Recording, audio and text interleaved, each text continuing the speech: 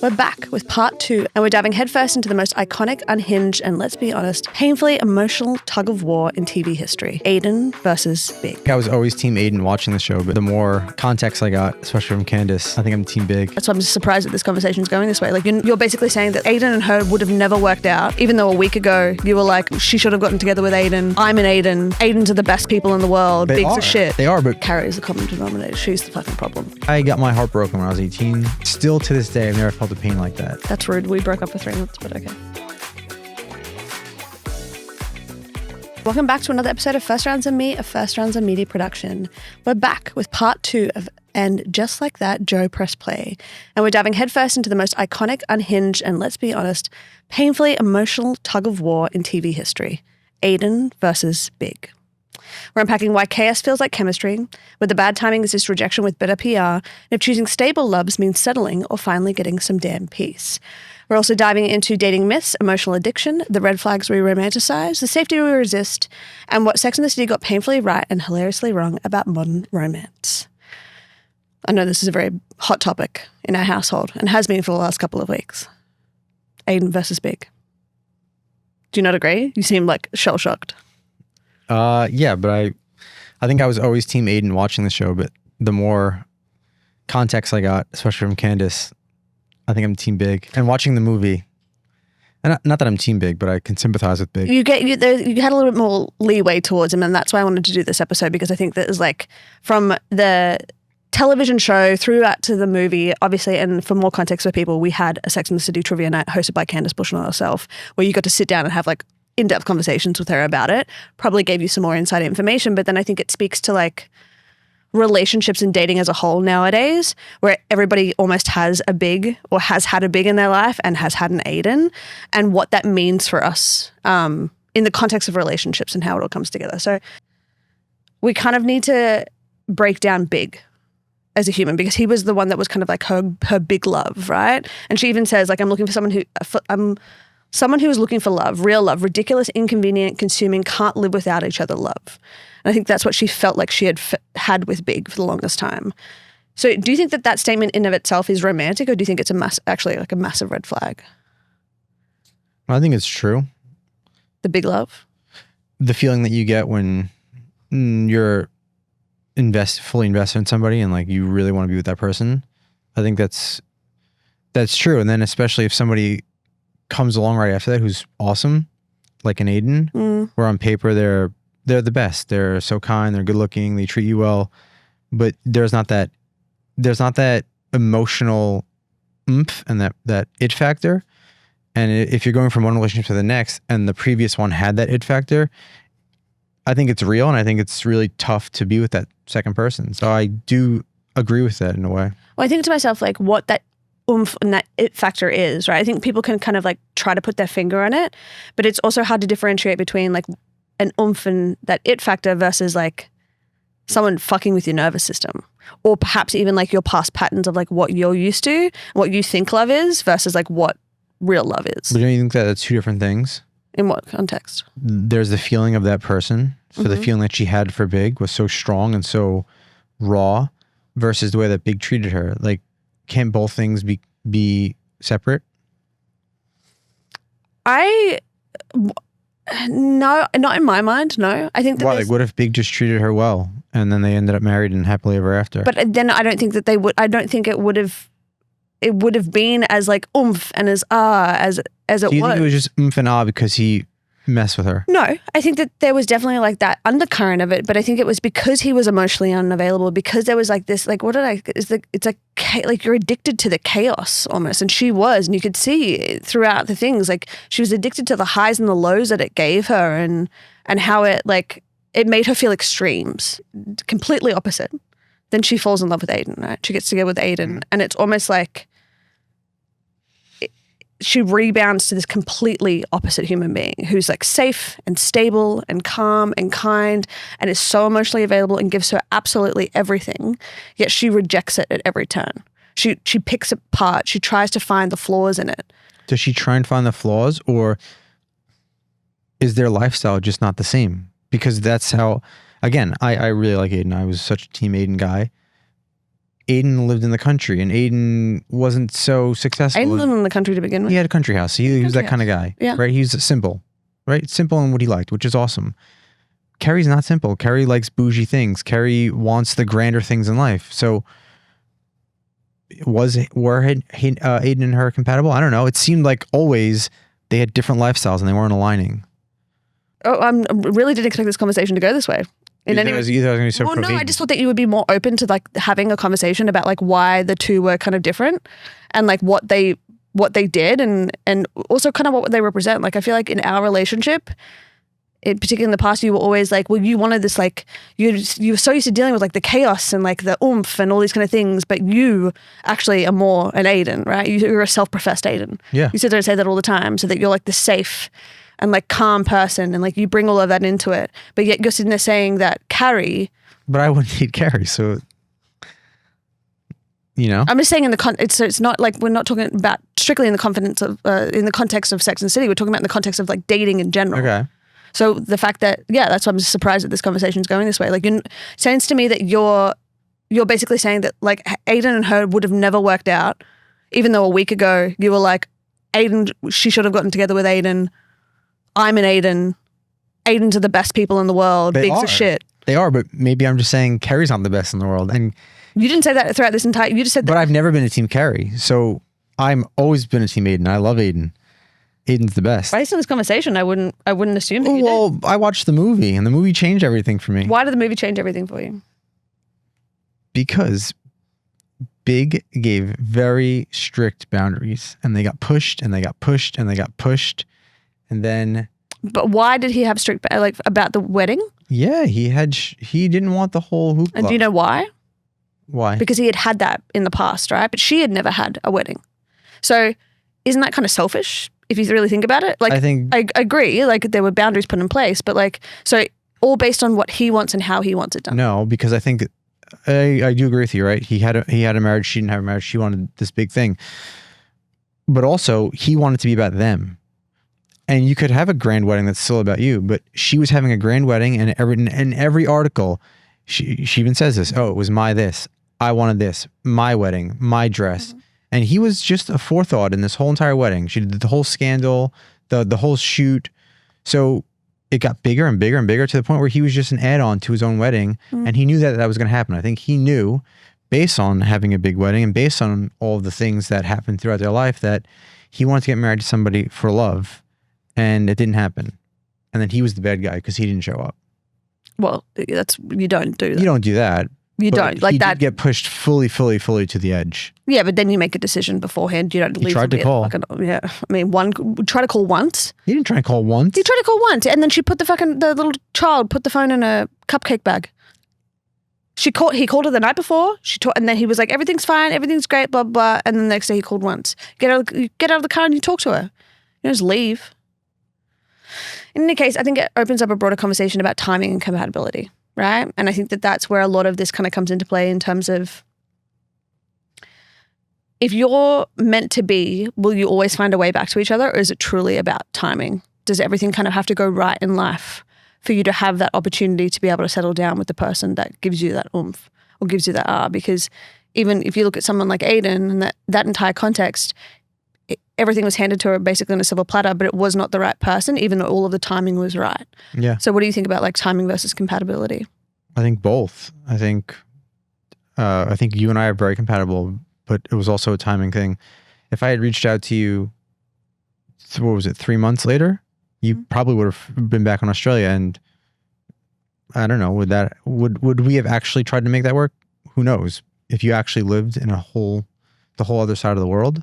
So I think we're extremely compatible, but we had timing that played a factor positively for us.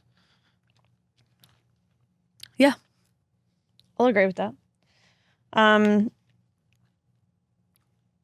This conversation is not going any which way. It's not flowing the way that it needed to. How do you want it to flow? Well, I just wanted to be able to have like the like a larger question, but I think it's like a lot of it. What's the larger question? What do you mean? Like I said, I've like the conversation between the two different types of people that we typically date in our lifetime. There's always, I think everybody has a Big and everybody has an Aidan. So who's your Big and who's your Aidan?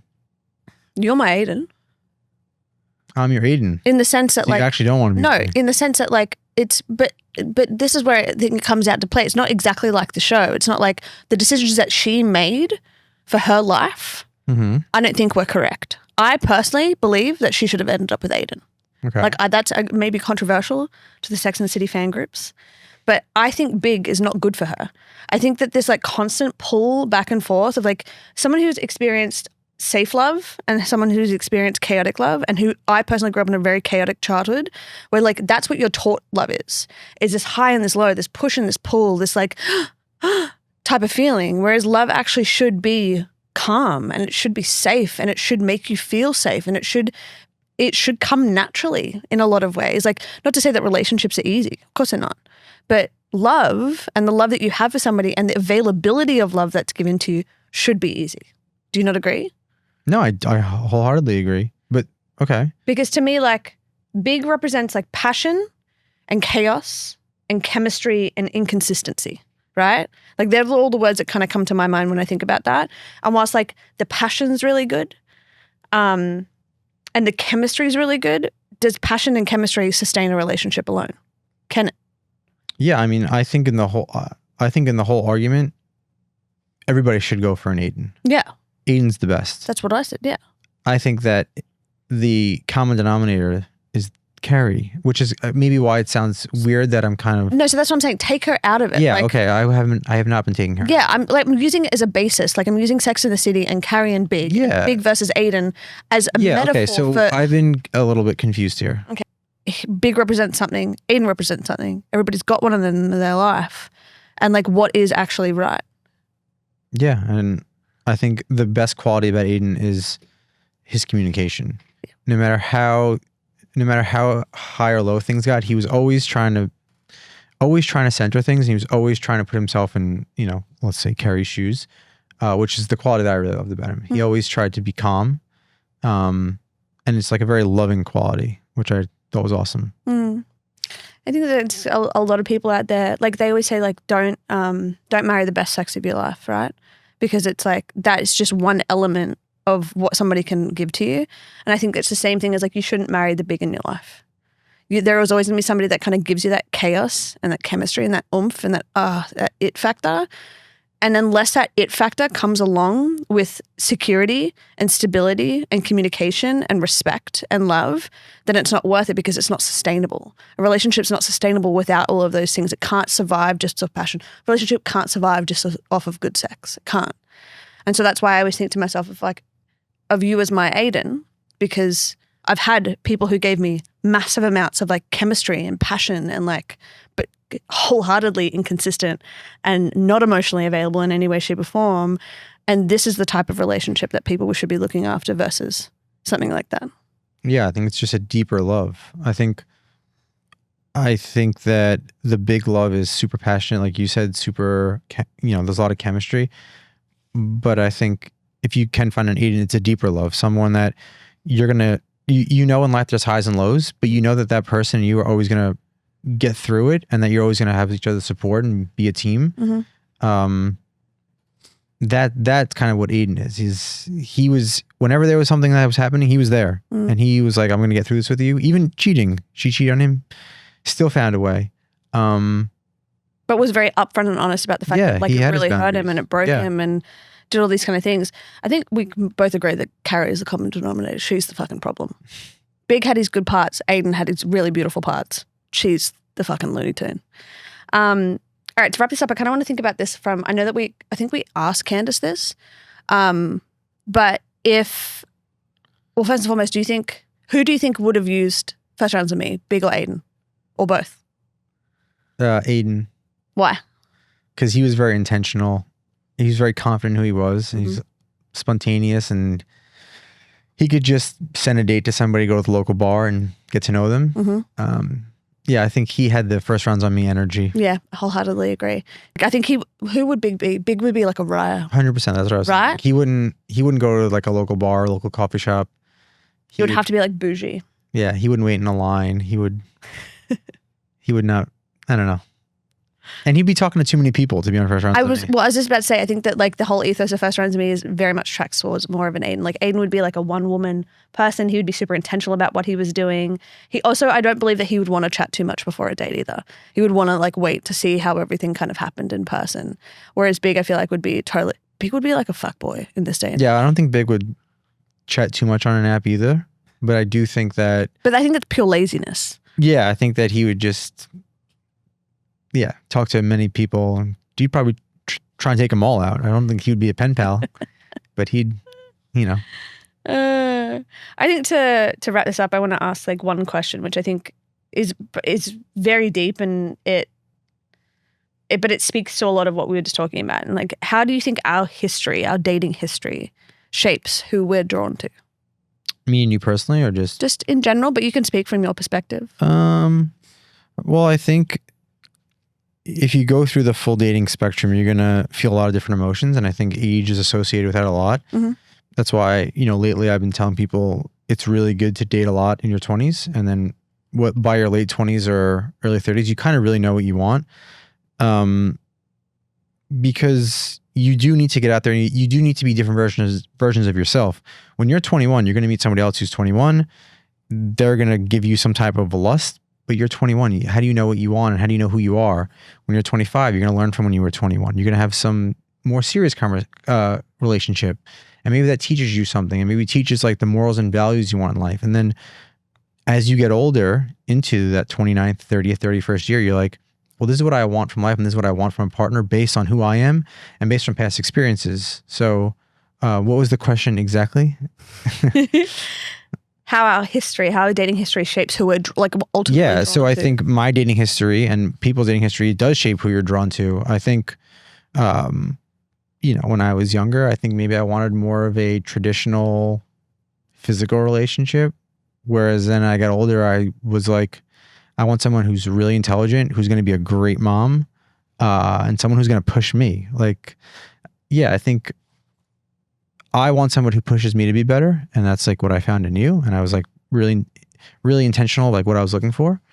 And in my early 20s, I probably wanted to be the alpha in my relationship. And I probably wanted to be like a Mr. Know-It-All. And it was like my show, which you may feel like that still happens sometimes. But yeah, 100%. If you wait until you're 30, you could use what you know and what you learned to find a partner. Yeah, I think it's about utilizing that information in the right way, right? It's like not being jaded by it and not allowing it to like drag you down. And everybody will go through negative experiences in life in general, regardless of what genre of life you're stepping into. And so if you're looking at dating, if you wholly focus on the negative, then you will kind of attract negative. But if you focus on the lessons learned throughout dating, particularly in your early 20s and kind of morphing into your late 20s, and you take them for what they are, which is lessons and building blocks of how you become a better version of yourself and how you have now defined more and more of like the type of partner and the type of relationship that you want, that only aids you. It's when I think a lot of people nowadays, and we hear this all the time, that people feel so discouraged and so jaded because, I went out with this dude and he fucked me over. I went on multiple dates and they did X, Y, and Z, and it's just this really negative mindset. So like flipping it on its, having grace with yourself and understanding and acknowledging that some shit things happen. But always looking at them as lessons. Yeah. So I had 2 serious relationships before you. Mm-hmm. If I had not gone through those, I don't know if I would have known that I wanted someone like you. Mm. I got my heart broken when I was 18. Like, still to this day, I've never felt a pain like that. Literally. That's rude. We broke up for 3 months, but okay. But it was a big pain. I know. This girl, we were kids, put me through the ringer. Mm. Every couple of months, it was super into me. She was your big. She was my big. And I knew that I didn't want that. I was like, my what is it? Inside emotion. Nervous system. My nervous system. Inside emotion. My nervous system couldn't take it. Like I literally had a stomachache for 9 months. And I was like, that's not the kind of relationship I want. So then I learned, okay, I don't want to lust somebody. I don't want to like do anything for somebody and be lesser than in this situation. Put someone on a pedestal. Yeah. And then my second relationship when I was 25, it was more of like communication. There was no challenging of each other. There was no making each other better, and there was nothing in common. There was no excitement. So I was like, oh, I'm not compatible with this person. I want someone who pushes me and drives me, but also someone who's calm to my nervous system, who actually loves me, who I trust. And I think sometimes you and I talk about like trust and, and loyalty and all that stuff. I think because I dealt with what I dealt with and I knew that's not what I wanted, when I met you, I fully trusted and fully knew that, okay, this is like a calm zone for me where you are my Aidan. See, but that's exactly what I was alluding to at the start of this conversation, is the fact that like everybody's had that in their life. Like you just explained perfectly how those two things, like how you had these highs and lows and you learnt through your bigs, and then you ended up with Aidan, which is why Aidan is the superior. I think my middle relationship was a burger. Wow. What was Burger's problem? He didn't communicate at all. He fucking broke up with her on a post-it note. You hated him the entire time watching it. Like, you fucking hate this. Yeah, my middle relationship was Burger for sure. Wow. So I actually played out the whole thing. Look at you. Thankfully, I didn't end up with my big. But that's what I'm saying is, like, and I think that's what I was alluding to, is the fact that like there is always going to be somebody out there, and I think this is a really good lesson to people, that will make you feel like it may feel like butterflies. It may feel like something good and chemistry and like beautiful chaos in the moment. But it's when your nervous system is doing that, it's not good. And no matter what type of childhood you grew up in, no matter what type of dating experience you have, to be able to recognize those signs and understand that like love is not meant to feel like a roller coaster. It's not meant to feel like this high and this low constantly. There are going to be highs and lows in your relationship, but the type of love and the type of environment that you exist within should not feel like that. Aidan is the way to go. Safe and stability. But safe's not the good word. But safe is, and I hate when people sit there and say that it's not. Safe is a beautiful thing. To feel safe. Calm. But calm and safe are synonymous. But safe gets thrown around with like playing it safe. Yeah, but that's what I don't like, and that's why we need to rework that and reword it. Safe is not a bad thing. Safe is beautiful. Vanilla is bad. Okay. Safe is not. Safe is like, you want it, like, do you feel safe in our relationship? Yeah. Do you feel safe to be yourself? But I didn't play it safe being with you. But I didn't say that you did. I know, but I'm saying the word it's just because you're gets playing thrown around with the wrong context. Yeah. Well, we're here to rework that. Okay. All right, good. I feel like we're both on the same page when it comes to all of this. That's it? Yep, for this one. All right. Well, thanks for watching episode 2 of Sex and the City with Joe. No, it's and just like that. And just like that, Joe press play number 2. Check out Joe press play number 1. Check out one of our past episodes. We love you. Appreciate you. Please subscribe. It helps us go a long way. And we'll see you next time. Happy dating.